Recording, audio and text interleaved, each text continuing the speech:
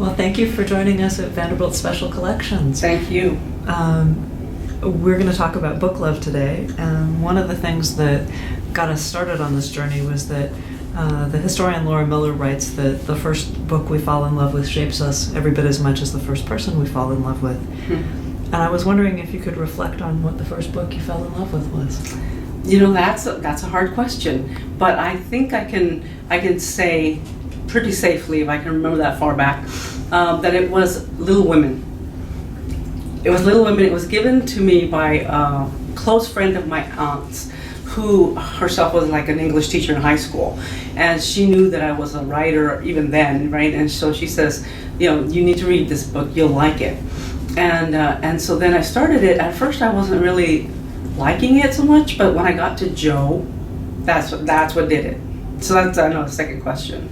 And, you know, it was Joe and having this liberated a young woman in that century, like wanting to run her own life and being a little bit rebellious. You know, when she fell in love with that guy who had a very feminine name, I thought, I don't think that fits her. You know, but I didn't know what I meant at the time because I was like, I don't know, 11 or 12. So that was Little Women. Have you reread it? I have not. Oh. I still have that old copy though. Yeah. Interesting. Was there a book that captured your imagination as a reader before college? You know, before college, I would say I was an avid Nancy Drew fan. And it was all the Nancy Drew books, again, the very independent-minded, sleuth who's always allowed to do whatever she wants. Her upbringing was so different from mine because I grew up with, you know, a Mexican grandmother and grandfather who were very strict about things, and I couldn't just run off with my friends to do whatever I wanted after school. I mean, I had to come right back home and help clean the house and, you know, cook and whatever. So it was such a different kind of life. But I think it was the analytical part of it, right, where she's trying to figure something out and resolves things. So I liked that a lot. So Nancy Drew definitely was a big one. I also read Gothic novels. So Gothic novels, Wuthering Heights, Jane Eyre, absolutely, hands down, my favorite books. Have you reread them? I did reread Jane Eyre, and I was amazed that I was able to get it at the age that I first read it. I thought there was a lot I didn't get, but there was just so much depth. Of course, after you read, which one is it? Is it Zora Neale Hurston, who writes from the story from the perspective of the mad woman in the attic? No, it's not her. Yeah. I know who you mean. Okay, you know who I mean. Yeah. So once I read that, to read that background on the woman upstairs and then go back to reread Jane Eyre, it just changed the whole experience. Is there a book that set you on your professional path, and what impressed you about it? You know, I think every book I ever read, I was one of those kids that went with a neighbor to the public library and checked out 10 books a week and read them all. I think every book I ever read probably set me on the path. I remember starting a journal when I was about 9 years old and writing poems to my cat, you know? So I think that writing was always in the stars for me. But when I actually felt like, okay, this is going to be my future in terms of being a Chicana writer, was reading Rodolfo Anaya's Bless Mi Última.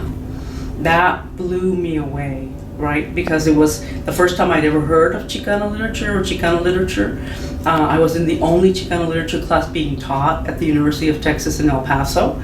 El Paso, who even then was like 75% Mexican, Chicano, right? It was the only class ever taught at the university on Chicano literature, and that's where I first encountered Bless Mi Última. That did it for me. Is there a book in your work now that influences you?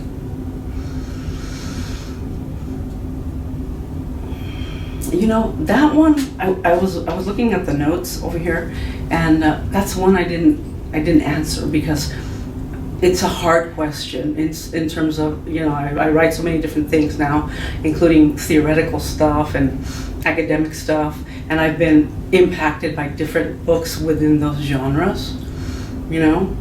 But I would say that one book that really impacted me was Anne Rice's Interview with the Vampire. Well, both Cry to Heaven, which is her story of the castrati, I think it was 17th century, 18th century castrati, that the way she wrote and the way she made this historical time period so lush, I think that got me into the historical novel format, which my first novel was a historical novel.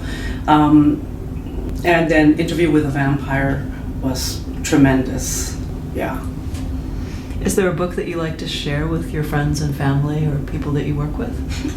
This is going to sound a little self-serving, but my own books is what I like to share with them because they don't read my work, you know? They don't read my work because they don't go out and buy books, right? So I like to share my books with them and I give it to them for Christmas or whatever. And I have an uncle and an aunt who become fans of mine and who always want to get the next book. My uncle prefers to read them in Spanish, so we have to wait until whatever it is gets translated into Spanish. But, you know, I think it's important for them to understand what it is that I do, other than teach in a university. Can you tell me about a gift book you remember? A book that I got? Mm-hmm. Well, other than Little Women? Mm-hmm. That's a hard one too. I've been given so many books, but you know, I think it was actually when I was in college, I may even have been in graduate school, and a friend of mine who was from out of town came to, you know, to study creative writing at UT El Paso, and I was visiting her, I was looking through her books, and she says, you know, let me let you read this book. I guess it was whatever I was talking about at the time, and it was Barry Lopez's River Notes. And she says, if you feel like you need to keep it, please keep it. But if not, you can give it back. I had no idea what that meant. It sounded really, you know, like interesting and weird. But when I started reading this book, the voice of this narrator talking about different stories relating to rivers, right? Where it's either about people or it's about animals or it's about the river itself and the consciousness of the river. And then later, I actually found a recording where he's reading his own story and he's got such an incredible voice. And that just made it so different. And when I was in Iowa, when I started my PhD in Iowa, he actually came to Iowa to talk about landscape and the imagination. And my God, to be in Iowa when Barry Lopez was there was amazing to me. And so I think since that book, I pay a lot of attention to my landscapes. And I make sure when I teach, students understand how important it is to like get into the consciousness of the landscape. And that was also part of my poetry training at UT El Paso. You know, give consciousness to nature and rocks and trees and stuff. So yeah, I think Barry Lopez was, whoever that person was who I don't even remember, I still have that book. Thank you. This has been great. If you could close us out by just telling us your name and how you came to Vanderbilt and where you teach now, please. Sure. I'm Alicia Gaspar de Alba. I was invited for the Hermanas in Crime symposium that they're hosting for Latina mystery writers. I wrote a novel called Desert Blood about the femicides on the US-Mexico border, and that's why I'm one of the Hermanas in Crime. I teach at UCLA in the Chicana Chicano Studies Department, and I'm also the chair of the LGBTQ Studies Department.